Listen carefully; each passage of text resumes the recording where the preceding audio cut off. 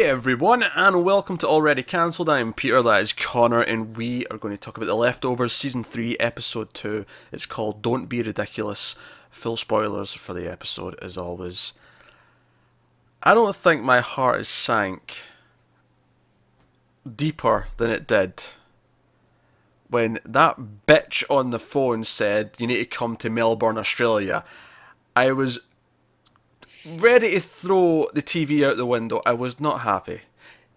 It's not even connected to the stupid father. It's not even connected to that. It's not even Kevin. It's Nora. Some random person is telling Nora to go to Australia, and now we're heading off to Australia. And you know what gets better? You know that stuff, last week at the end with old Nora, I was like, oh, maybe that's Australia. I mean, now I'm thinking maybe it was. It could be. Now, keep in mind, you need 4 or more episodes in Australia, and this one doesn't count. I know there's a bit at the end, but that's not the main characters. There's like a 10-minute chunk in Australia. Come Come on. No, that's not the main characters. You said your prediction last season was that Kevin and Co would move to Australia and spend time there to discover things. That was not that. This was other characters.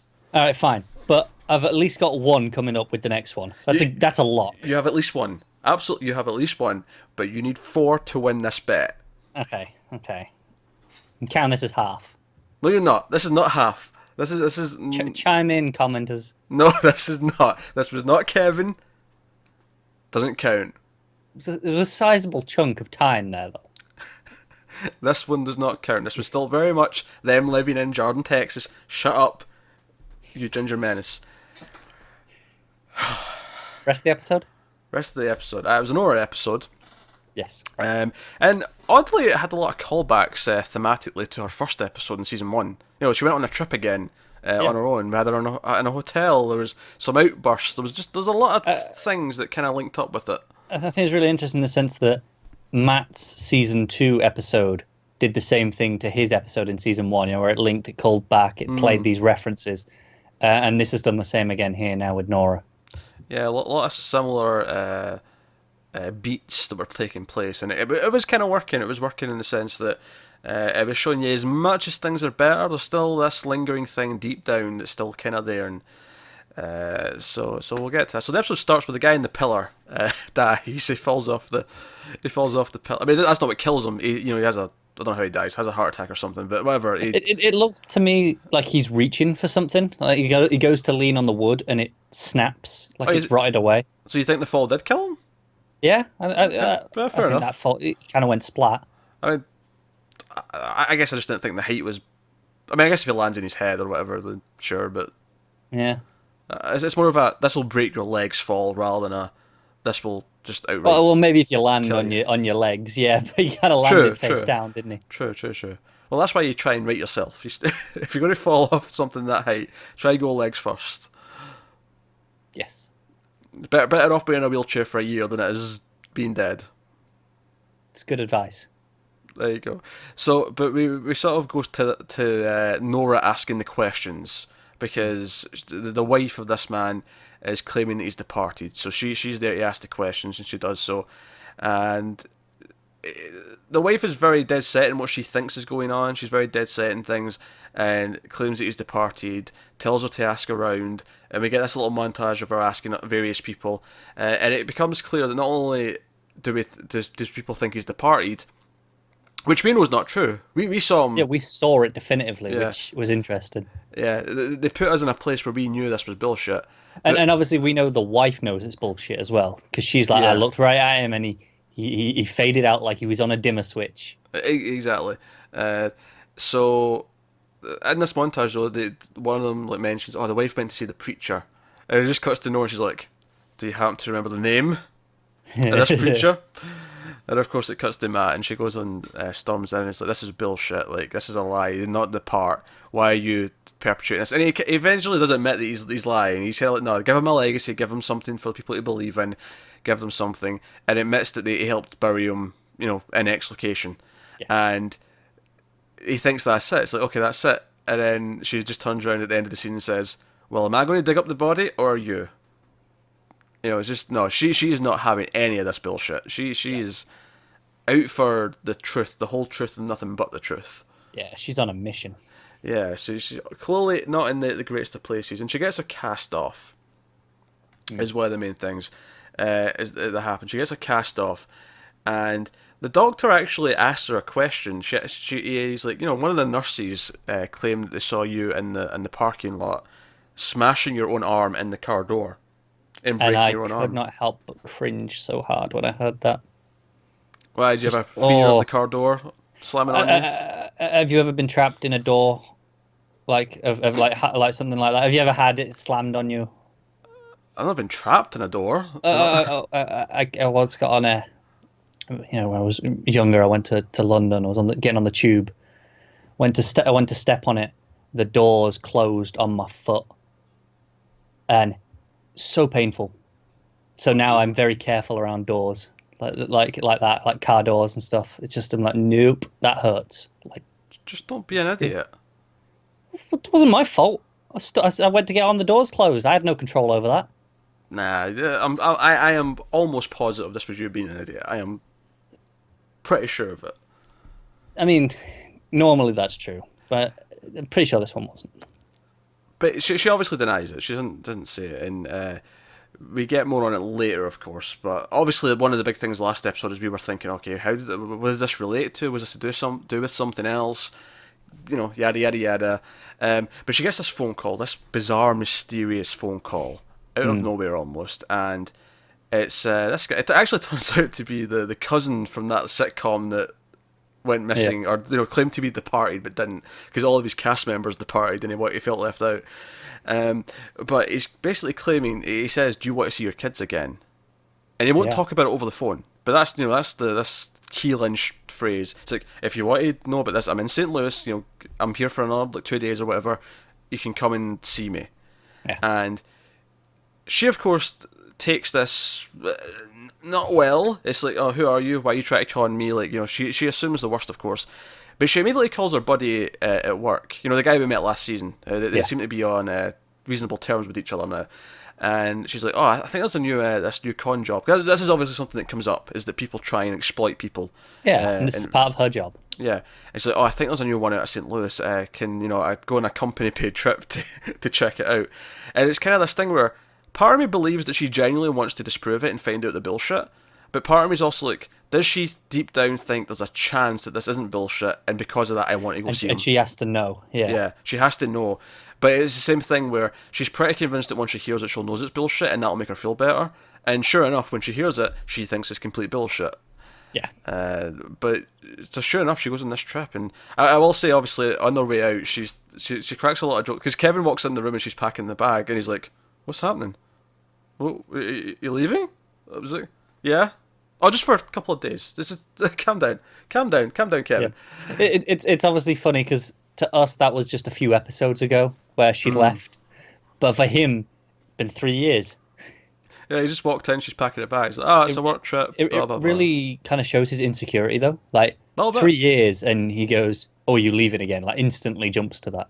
Yeah, I think it's just because I think the ultimate point of this episode and the last episode is that it's showing that no matter how much better they are, and they are better, like there's definitely been growth since season 1. There's just a fundamental part deep down that is still kind of broken. Between him suffocating himself and her slamming doors in her arm to cover up things. We'll get to that. But no, I was enjoying her like cracking the jokes. So she was cracking jokes with John. It's like, "Oh, I read your book in the bathroom. I was sitting there for 20 minutes, couldn't put it down. It's exciting." John knows she's taking the piss. He kind of like, "Oh, I'll talk to you guys later." Bye. He just kind of bails out. Yeah. And here in the scene when she's packing her bag and she's like, "Oh, I'll take the book. Give me something to read in the plane." He's like, "Sure. You want to take it? You can read it if you want." He's like, and she's like, "Now we agree this is bullshit, right? Right?" And he's like, "You're just busting my balls." I'm like, "Can holy balls be busted?" And then she's walking out the door. "No, don't walk in on any water while I'm gone." I do have to say though, she brings it up just once too many times where she's worried about it.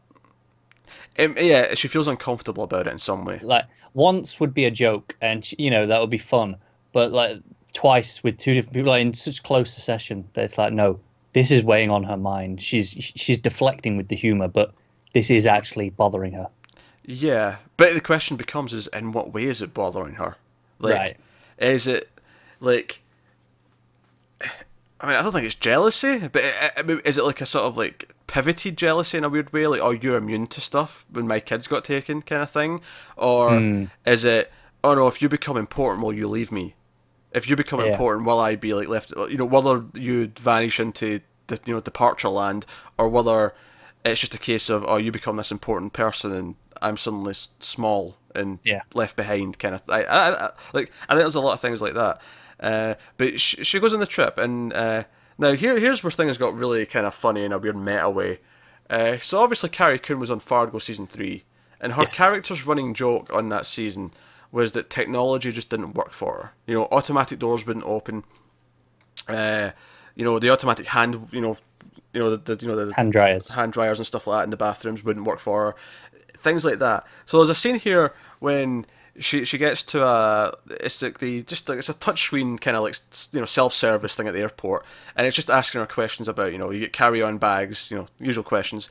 Then it got to the question, will there be an infinite traveling on your lap? And obviously, even before she goes to press it, I'm like, oh man, all right, okay, we're hitting on Lily's Yeah, it's not being clearly around. they're going, okay, this is weighing on her. That's what this is immediately Yeah. telling us. This is going to be brought up. Yeah, this is a thing. This is something that's affected her, and and we know she doesn't talk about it, so this obviously stings a bit. That's just seeing the screen, but she goes to press no and it won't work. She keeps pressing it, and I didn't even think of the Fargo thing in this scene, because this on its own was like a poignant little moment, a poignant little message on its own. It didn't have to, but then later on there's like the traffic ticket thing to get in the car park, Yeah. and the thing won't lift. I won't recognise it, and I was like, wait a minute, this is a running thing now. You're actually doing the thing from Fargo where things don't work for her. This is actually kind of hilarious. Yeah. Do you think, like when they were filming, whichever way around they filmed it, was she just having a bit of a laugh, going, Yeah, I just did all this? Yeah, actually, because they aired at the exact same time, so I have no idea what one she. No, was doing I don't know first. which one she filmed first. Yeah, Which is why I'm like, well, whichever one it was, she come off it and go to the other one. I think- I just did this character. yeah, I think Leftovers, because Fargo would have been mostly like the winter. That'd be my guess. Oh, okay. Yeah, that makes sense. And I think after winter's far too late for Leftovers to be shot. So Well, it makes sense. yeah, so I think Leftovers was likely during the summer, and then Fargo was during the winter. But give or take, whatever. But Yeah. so we have that moment. She gets to St. Louis. She goes to the hotel, and she goes to see this guy in the room, and he's very pleasant. He's very paranoid. He throws her phone in the toilet, so that no one can be listening to this, and they make sure. And she's like, "Man, that's my phone." And he's like, "Everything important's in the cloud, though, right?" It's like, she could have asked her that in case, what if she didn't have those photos of Lily backed up? But yeah. Besides, like she could have easily responded to that with, "I'm in another room. I would just put it back in my room." Like it's 2 minutes Yeah. it'll take. 2 Yeah. minutes. That's all it'll take. But no, it's in the toilet. But he sits her down and he explains what this is. What this like option is. It's basically, so scientists figured out this type of radiation, neutron radiation, was left behind by people who departed, and in those spots it was there. It faded away after a couple of days, but it was there, and it's so rare that you only typically find it outside of like a hadron collider or something like that, like really specific instances. And they started experimenting with like blasting people with it to send them wherever Yeah, the departed went. things and animals first. Yeah, and it became kind of an underground thing because no one was willing to, like, no, you're firing radiation at people, and you're Yeah. saying they're disappearing, but there's a good chance you're just eviscerating them, and that's all that's Yeah. happening. But it became this underground. They said they're always moving now, like they're almost like a road trip kind of thing, and it's all underground. They reach out to people who are kind of likely to maybe want the Yeah, and there's this weird like chain system of invitations. Yeah, like, someone asked him this way and explained it to him the same way he's doing now. And she brings it like, no, they're not going anywhere. They're being killed. This is just a scam. But he keeps, his face on. He's like, no. I felt the same way as well, but you will feel different. And he prods a little bit because he asks if she's married, and he's like, oh, I'm in a committed relationship. It's like, oh, so I'm just wasting my breath then. And it's almost poking at the idea that, she can't just be fixed with Kevin. She can't just be happy with Kevin. Like she still does miss her kids, no matter what. And it's this darker side to it, because obviously we've said a lot throughout this show that they are kind of met for each other. They're both broken, but they're both broken people who fit with each other, and they find comfort in each other, despite still being broken, and very clearly they still are. But so that was a big thing. But he gives her a thumbstick, and she goes back to her room, and she puts foil over the smoke detectors and smokes, which is fairly notable for her because she's never done that in the show before. No, I don't think she has. She hasn't. This was a new thing for her character, which again maybe shows. Well, maybe Kevin's been a bad influence, I suppose, more than anything else. But Yeah. But showing again that this is getting to her, that this is building up, the stress is there. And she puts this thumbstick on her laptop, and it's basically just a bunch of videos of all the different people who have went through this, giving their consent before they do it, saying they're of able body and mind, and this is why I'm doing it, and I believe this, I'm doing it, yada yada. It's just this way of convincing her, look, this isn't just me being a crazy guy on my own. There's lots of us who think this is legit. Why would so many of us think this if it wasn't? And he also points out that a lot of the people who have done it are like, there's like professors, there's this, there's that, there's lawyers, there's Yeah, you have to pass like a test first to prove that you're not an idiot. Yeah, the people with PhDs are doing this. It's not just, and so you're like, obviously you're intrigued. You're like, okay, what is this? Where is this going? Is this bullshit or not? Now we don't really get the answer in this episode. Obviously we've set this up for further exploration down the road. For 4 episodes in Australia, yeah. Less than 4 episodes in Australia. Less.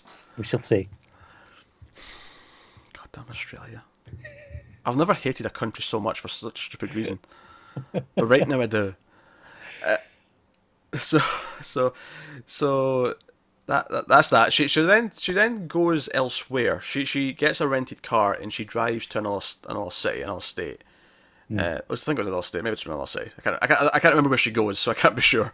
But she drives and she just pulls into this little sort of park with a little sort of child's playground. And obviously, right away, you're like, okay, I know what she's here to see. Like, it is so clear that this is going to be Lily. And she's looking through the car, and you can see Lily. So obviously, it's been 3 years, so she's a proper toddler now. She's walking around, doing all that kind of thing. And this is where I get to rub something in your face. Because that's fair. I was expecting this. Because not only was I kind of right, I was like almost exactly right. I will say, I didn't just say you were wrong. I just questioned because I didn't think that was how things worked. You're still wrong. That's fine. Yeah, all right. You were wrong. I was right. So, sure. You like you're the broken clock. You got one really bizarre thing right. Randomly. Look, I just questioned it on the legality of it. Like I'm no lawyer. I don't know. I just questioned. I didn't say that it was that this had to be wrong. Mm-hmm. At least I think I didn't. Yeah. So she's not going to. I mean, obviously the intention at first is for her not to go and interact with her. She's just going to look and see she's okay. But she sees this other kid steal her toy, her little spade for the sand, and she gets out and demands it back and gives it back to her, and makes a little bit of small talk, and then you hear Nora, like someone says her name, and it's Christine, and I'm like, oh, Christine's back. Yeah. So yes, thank you. Look, I will say, you said, oh, maybe Christine just asked for, like went to get back, and I was look at him searching for the one way that I'm not right. No, you are right. I'm just saying. Surely this only stands up because Nora didn't fight it. Well, yeah, that's brought up later, but that doesn't make me any less right. No, it doesn't. I'm still having Australia though, damn it. And she says to her she's doing work. It's kind of awkward, and she walks off kind of... it's kind of this weird, uncomfortable thing where she just quickly gives a reason and walks off, and it feels really... She's like, I'm not supposed to be here. Yeah, and she drives off, and she comes back home, and obviously we have the thing in when the parking ticket doesn't work, but she's driving back into town. Oh, sorry, actually, before we even get to town, she goes to see Erica. Before we even get to town. Yeah, there was another big bit there. No, it was I just had them the wrong way around in my head as to the sequence, but she goes to see Erica, and clearly they're actually kind of close. Like, you know, with their shared experience, they seem to have bonded a little bit, despite everything else, which makes this family even. I mean, she's not part of the family, but she still kind of is because she's still Michael's mother. So there's still this Yeah, weird. yeah, but because she's out of town, Yeah. she doesn't feel like part of it in the immediate vicinity. But clearly, you know, they're in good terms. She's happy to see her, and she's there to, you know, I didn't know how else to go to, that kind of mentality, and she's like, I got my cast off and so on. But Erica's like, why did you break it? You know, like she questions this. She digs deep into this. It's kind of the relationship here is actually really similar to, you know, at the start when Nora says to Matt, it's like, look, I can see the lie wheel turning, and Erica kind of does the same here. And Nora's like, come on, don't give me the bullshit, give me the truth. And she's like, I got the cast to cover something up. And she lifts up her sleeve. And I didn't know what this was. I didn't recognise it. Did you not? And she's like, it's the symbol for the Wu-Tang band. Even I know it's the Wu-Tang Clan. Even I know that. I should bloody hope so. I couldn't tell you any of the songs or anything. Could you name any of the members? Oh, no. Okay. Not... No. But it turns out that she got this tattoo to cover... the names of her children. She was getting a tattoo for that, and as soon as it was finished, she said to the artist, "Cover it up," because she thought about it and she hated the idea that for the rest of her life, people would say, "Oh, who are the names? Like, who's that?" And she'd have to explain that it's their kids that are departed. And she brings up how like she was in the accident after the departure, so she was in like a wheelchair with like a cast on immediately after. So all the photos of her in the newspaper, it was like that, and it was all the headlines were Nora cursed. Because it rhymes with Durst, of course, as she points out. Classic journalism. Yeah, and she breaks down. This is all the stuff that's weighing on her, and it's all bringing this idea that no matter what happens, as happy as she is otherwise, losing her kids. I like how she doesn't care about the husband. The husband has been replaced. The husband, like Kevin's filled that slot nicely. He's even better than the husband because the husband was cheating on her.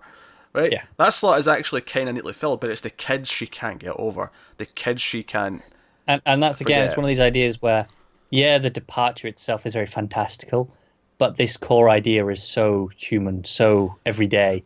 It's losing the kids that messes them up. Like losing a husband, yeah, it's rough, but people can get over that.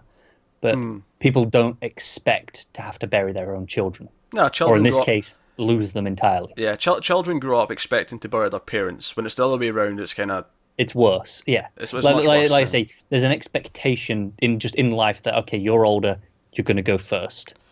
That's the way it works. But it's funny you mentioned that. You specifically mentioned, or if they just go missing, because she brings up, "Oh, how did you cope with Evie?" And Erica even says, "She died. I got to bury her. I knew what happened. I was able to sort of still affected, of course, but I was able to." Actually grieve and Yeah, grieve again and- it goes back to that stuff in the first season, you know, with all the stuff that the Gate Remnant were doing with the fake bodies. And it kind of goes back and it's like, no, you can't grieve because you didn't get to do this with the bodies.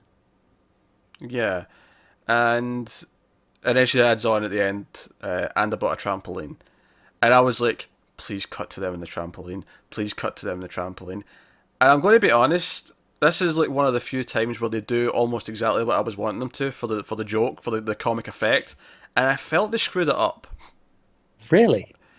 because instead of just cutting to them jumping the trampoline, they do this ultra slow motion thing where they're going up to the trampoline and then they're on the trampoline and the camera's spinning around Yeah, in you slow got motion. Wu-Tang Clan playing. And I just thought, nah, you've overdone it now. See, I thought it was one of the best looking shots in the show, just in the way it was done, like the way it was Oh, no. stylized, the way Yeah, it see, looked was fantastic. The slow motion, like they had that camera set to like so many frames per second to get the slow motion they did here. But well, I think admittedly, this is more, Just the pure normalcy of them just jumping up and down. I think maybe this is more of a comedy thing to do this, but I think the funniest way to do that would be and about a trampoline, and then you just cut to a wide shot of just seeing them bounce up and down in real time. Yeah. Bought a trampoline. Nora looks over. Cut. Yeah, and then just them bouncing. Yeah, Like, yeah. you know, on the trampoline, and just have that for like 10 seconds of silence.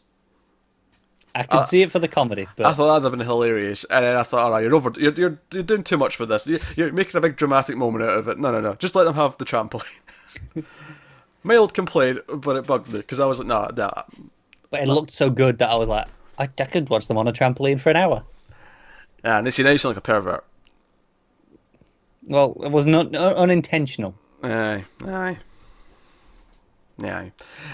Prick.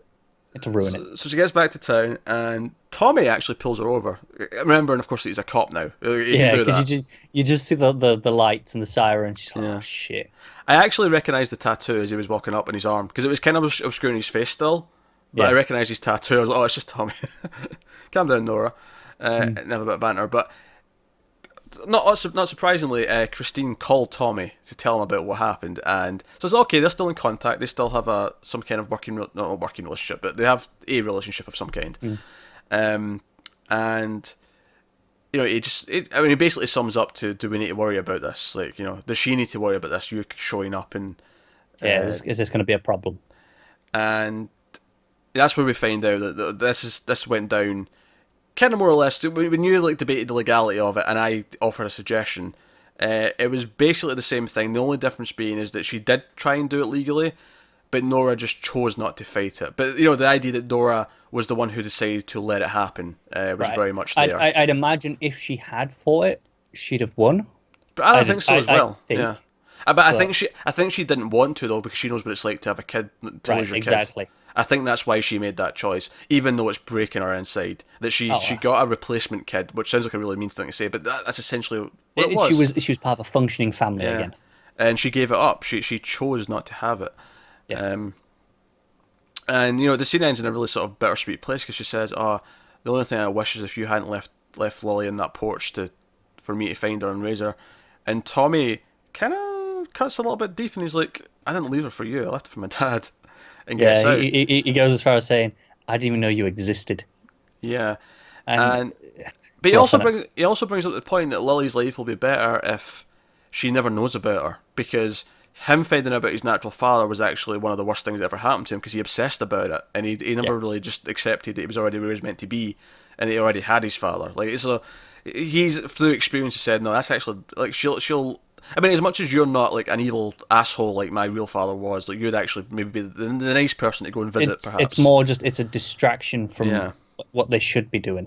Exactly. So again, a lot of points, and so she gets home, and this is what I almost thought she was going to walk in on Kevin with another woman. I did too. The way the way it was filmed, the way she's going in the house, just walking upstairs, I'm like, he's not cheating on her as well, surely. It can't be. But then again, we've seen him do it in the past. I know, and I was like, again, really, Kevin? But she gets in the room, and it's amazing that we've seen him do this in the last episode, and yet I was shocked when she opened the door. Yeah, you're right. It's actually really impressive, just a pure kind of suspense and kind of misdirection level. But walks in, and he's got the bag over his head. He's doing his suffocating routine, and then he sees her, and he panics, and he starts ripping it off, and it's just... It's legitimately one of the most awkward moments in a TV show I think I've ever seen. Yeah. It's sitting there and being like, how do I explain this? He'd be in a better position if he was caught masturbating to cow porn or something. I don't know. That'd be less awkward than this. Perhaps. I'm not sure that any TV show should ever let us discover that. TV show? I can't speak tonight. I don't know what's going on. I have a TV show. There's a TV in the bottom. God, you're such a prick. But she's actually really accepting. He insists that he never lets it go too far. He just wants to feel. Yeah. And she kind of in this weird... So again, kind of going back to the start of the show when they realise that they're broken. She's like, no, it's okay. I got a tattoo. Yeah. She gets it. She broke her own arm. She's being this destructive person as well. Which actually reminds me, at the start of the episode, they actually have a little debate about when they first met. Because Kevin's like, oh, the first time I met you, you told me to F my daughter. Yeah. She's like, no, that wasn't when we first met. It was at the dance. And I'm like, she's right. It was at the dance. That was the first meeting. And he was like, and I told you I cheated on my wife. Yeah. Like, we really need to work on our story. Yeah. It was just showing that as much as they have these broken elements of their characters, they do actually fit really well together, and they do have this connection. And Kevin says that he wants to have a baby with her here. and she just bursts out laughing. And it's such a hard laugh that she actually snorts a little bit in the middle, which you don't really hear so much on TV, especially not from like maybe from like a fat guy. Like that's the one type of character I'd expect to have to snort in the middle of the laugh. Yeah. No, yeah, I see what you're saying. But everyone else, no. Everyone else, it's the normal laugh. But and clearly she's hurt his feelings. But she's like, no, what we've got is good. Are you happy? And he's like, yeah, I'm happy. Which is a really hard thing to take seriously when he's just been caught with a bag over his head. Yeah, and it's the same from her saying that she's happy, and it's like we've just spent this whole episode seeing that she's not. But here's the thing, though. I believe both of them. Yeah. I believe both of them. That the point is that they are happy. They fulfill each other's lives in a way that no one else can. But that doesn't fix necessarily the core thing deep down that's broken. Yeah. So they're both broken, but they are happy while being broken. Let's say it's like I say, it's hard to take seriously because we've just walked in on him with a bag on his head, and we've just seen a whole episode for Nora about how she is, empty in some respects, in some areas that she's just not able to work, but they are happy. Then she gets a phone call, and it's a woman. And it's to do with this thing, because the guy said you'd be contacted, and she says what the price would be. I think it was $2,000 was the price. I thought it was like 20,000, but it may have been 20,000. I'll admit it's been a day and a half since I watched it, so that detail may have slipped my mind. Yeah. The point was bring money. Bring money. I'm in Melbourne, Australia, and I swear, because it came out of nowhere. There was nothing building up to it. There was no reason for her to say that place. I just went, yes. And I'm like, no, I was so angry. And then she agrees to go, and she's like, oh, I need to go away for a couple of days again to Australia. And then he's like, can I come? Which, from a character perspective, I really like that he does not want to be left alone, that he wants to go with her. He wants to get out of this town where he's going to feel entrapped because this whole book's going on about whether or not he can really be who he is in this town. And then, from her perspective, of course, she's still obsessed. She still has to know. She still has to even if is she actually male attempted? Deep down, is she male attempted? Who knows? Maybe Kevin Bean will be the thing that stops her from going through with it because she'll see the actual. But we see how committed she is to this anti-fraud stuff. Exactly. How committed she is to this job of being against this. But is that because there's the small chance that one of them eventually will be actually true? Is that why she is so hell bent on it? There's so much going on. It goes back to last season. She wants to prove them wrong so much that there's never another departure because she needs to feel safe. And it's the same idea here where if they can control it, is anyone safe? Because it could be weaponized. Although, to be fair, I think even before even in our universe, in our world, without departures, if you tell me you're going to blast someone with radiation, weaponized. I mean, it's already weaponized. It's a killer. I mean, depends which kind of radiation. Sure. I don't know. If the phrase is blast with radiation, I feel like... I don't know. It sounds menacing. An X-ray is kind of a blast of radiation. You're right. But there's also a reason why you're not allowed to get so many X-rays. There's a limit. There is, yes. And blast to me implies lots and lots. No, that's fair. Whereas with X-rays, you're if you go over a certain amount in a certain given span of a couple of years, you're like, no, you can't have any more for a while. You have to. Yeah, that's the thing. So anyway, but Australia, why Australia? You assholes! I'm not gonna lie. While watching this with my girlfriend, I turned. I had the smuggest look on my face. She was like, "What the hell are you looking so smug for?" I had to just explain this whole thing. I leant forward with my hands on my head like this. I was not happy. So smug. I was like, yes, I'm doing this. No. After that first episode, I was like, maybe I was wrong. I was really doubting myself. I think I actually might have let out the Darth Vader no. I was like, no. I was just like, there's still. I was like, yes, it's early in the season. There's still time. This does not mean 4. This does not mean 4 doesn't though. Yet, but if this had happened in even at the end of episode 3, I'd be like, okay, I still need most of these episodes now. Whereas now it's like, okay, I've got time. I can do this. They'll be there for 2 episodes and back. 2 and back. Maybe. But if it cuts to 2 and back, that's where I'm really going to fight for the end of this one. That said... I'm going to fight for the end of this one. I'm not counting this one. This one does not count under any circumstance. If it gets to 2, I'm going to fight like hell for this one, and I'm going to see if we can get anything else later in the season that proves the end of last episode stuff was in Australia as well. That one definitely counts because there was a Nora there. Wait a minute. Wait a minute. You're not going to look up any of these flash forwards and then add it all up to maybe make an extra episode. That's not how we're doing this. No. Oh. It has to be the main characters in present day in Australia. Oh, no. You never specified present day. That's because I didn't know there was going to be flash forwards. Don't give me this bullshit. But there is if there was Australia and Nora is there, I'm counting that. Not as a whole episode, you're not. Not as a whole episode, but as part. Anyway, so we should talk about this last chunk of the episode, because sure. Much like last episode, it had like a section at the end that was kind of separate, and this was, of course, in Australia. It cut to that stupid Australian music, and then the kangaroos. I wanted to punch the kangaroos. I was so angry at this point. Did you enjoy what happened to the kangaroo? I'm like, are we really doing this? Are we really in Australia right now? Are we watching kangaroos? Like, what has this show become? And I was so giddy at this point. I was like, Australia, I'm having it.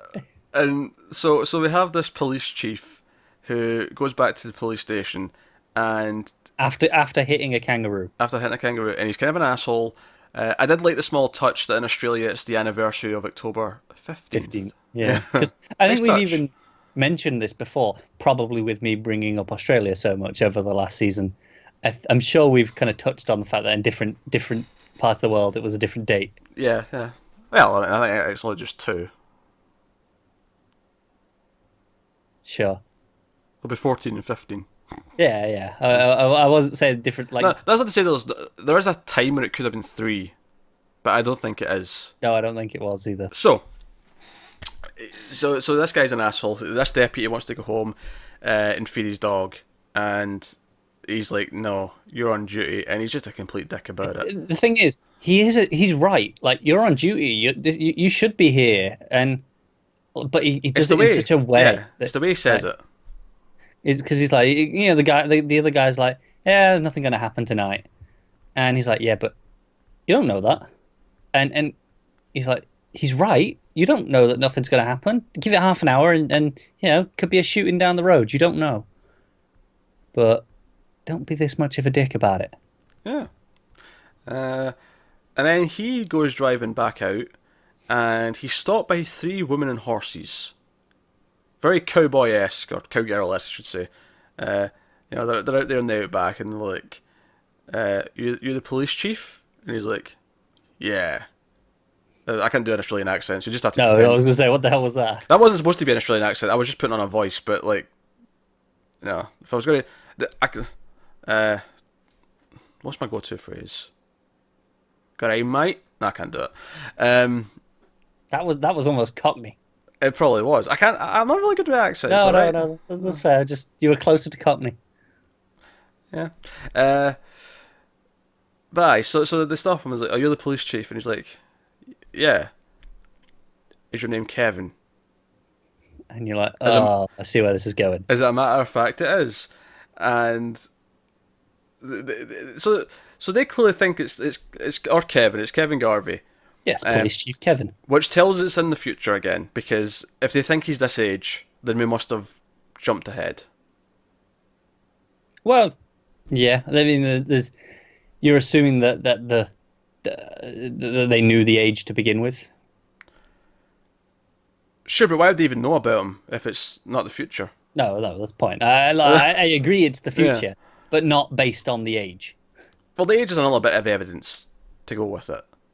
That's assuming the age is even in the Book of Kevin. Like, okay, obviously we're assuming, okay, they've read the Book of Kevin. And they're trying to find him, but... It's not that weird of an assumption to think that he might have mentioned his age for one of the events in the book.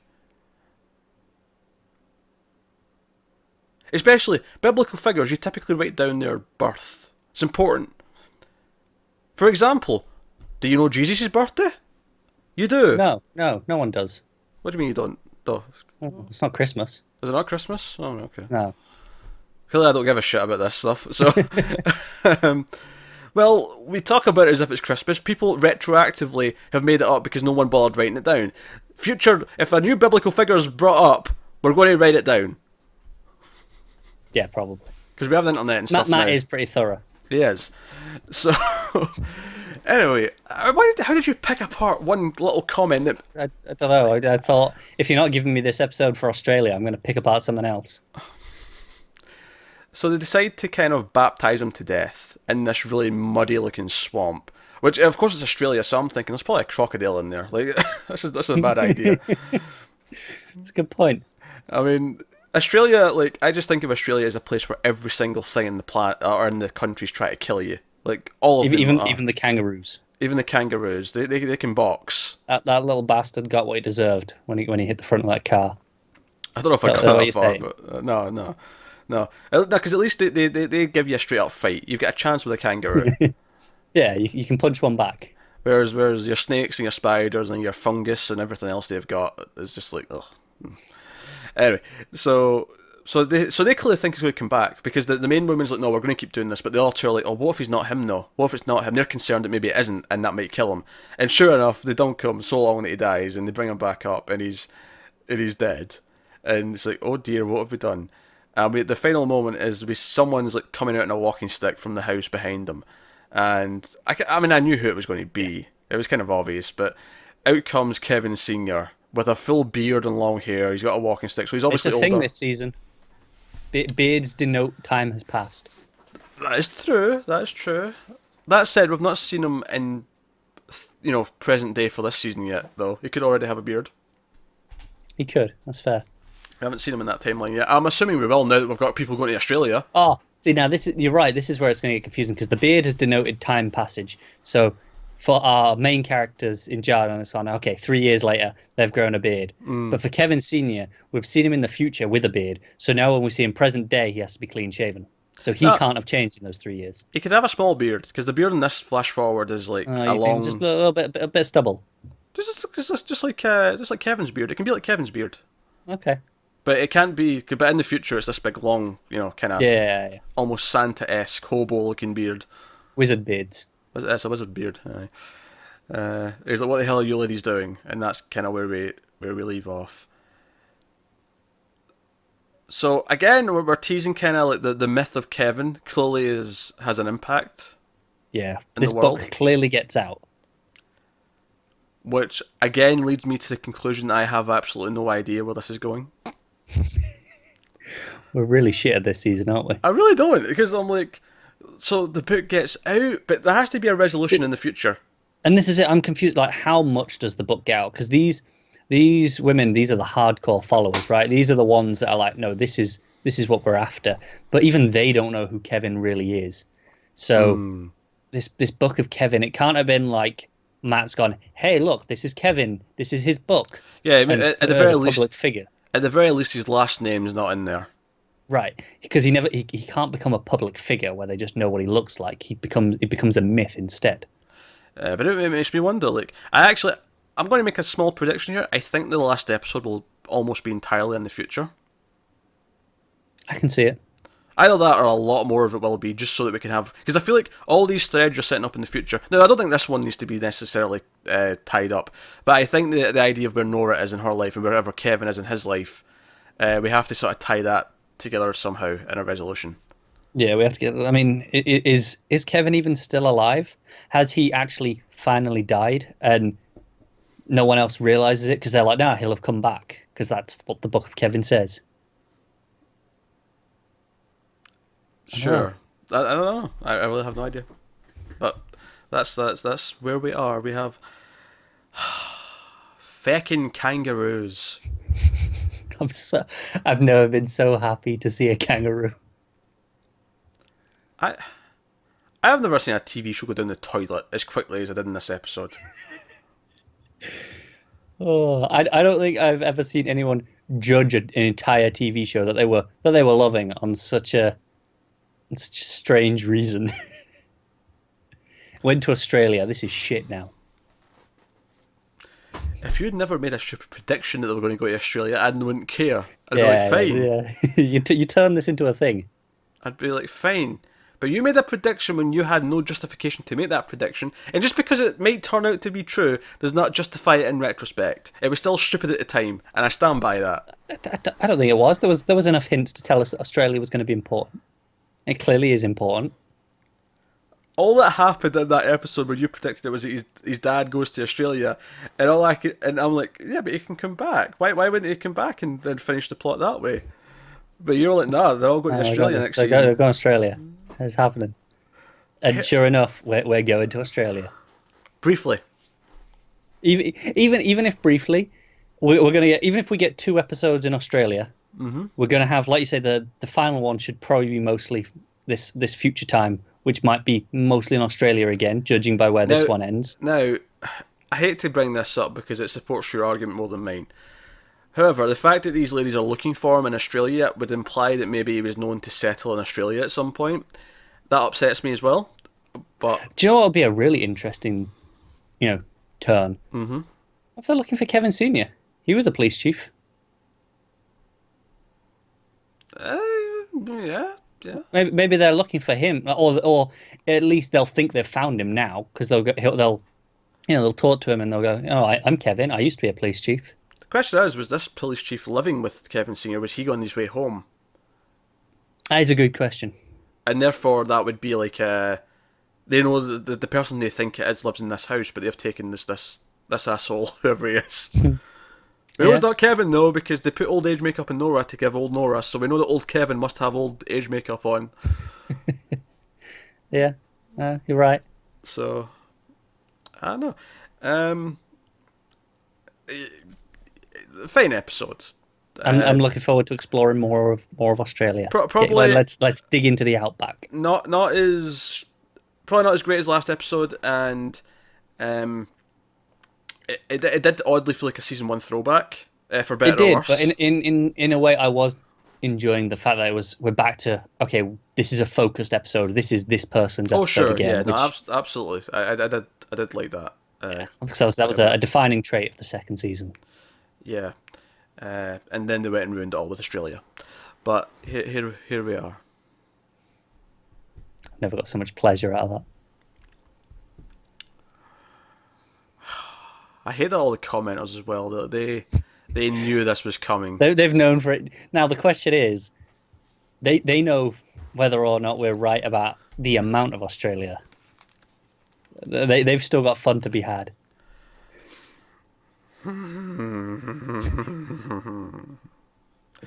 That has been episode 2 of season 3 of The Leftovers. Let us know what you think of it in the comments below. Like, subscribe, all that stuff. Get us on Twitter at mailed_fuzz for channel updates. If you want to support the channel, head over to patreon.com/mailedfuzztv. You get these reviews of Leftovers a week early. But otherwise, that is us. So thank you very much for watching. Keep watching TV. We'll see you next time.